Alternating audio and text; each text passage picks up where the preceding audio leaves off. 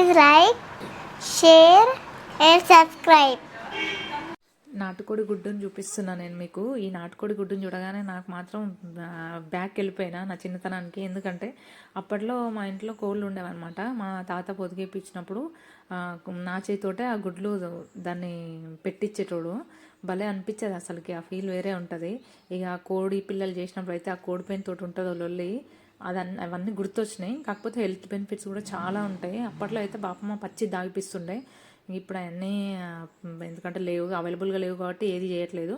ఇది బాయిల్ చేసుకొని తింటే వేడి వేడి చేస్తుందంట, మంచిది. పచ్చిది కూడా తాగితే చలవ చేస్తుందని చెప్పింది అనమాట అత్తమ్మ. బాగా అనిపించింది గుడ్డు. అక్క తెచ్చింది ఊరు నుండి. మా ఆయనకు ట్రై చేద్దాం అనిపించి, కానీ మా ఆయన భయపడ్డాడు పచ్చి తాగమని చెప్తే. ఎందుకనేసి నేను కూడా ఏం చేయలేదు. ఇంకా బాయిల్ చేసి పెట్టాలి, ఎలా ఉంటుందో చూడాలి. మీరు కనుక మా వీడియోస్ని ఫస్ట్ టైం చూసినట్లయితే ప్లీజ్ అండి, దయచేసి లైక్ చేసి షేర్ చేయండి, సబ్స్క్రైబ్ చేసుకోండి. Thank you for watching.